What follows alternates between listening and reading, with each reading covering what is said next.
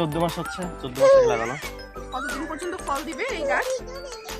এটা তো ওইভাবে আসলে বলা যাবে না, তবে মানে আমাদের দেশে যেহেতু নতুন, তো সেহেতু শোনা যাচ্ছে যে 10 বছর 12 বছর এমনকি উঠতে গেলে তখন মানে ফল দেওয়ার ক্ষমতাটা কমে যায়।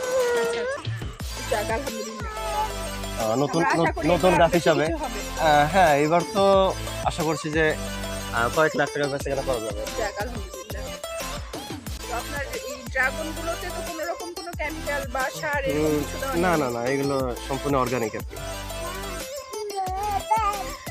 এই যে ছোট ছোট বাচ্চারা আসছে, কত নিঃসন্দেহে ফলগুলো খেতে পারবে। হ্যাঁ হ্যাঁ, অবশ্যই নিঃসন্দেহে খেতে পারবে, কিন্তু তার জন্য 2 মাস অপেক্ষা করা লাগবে।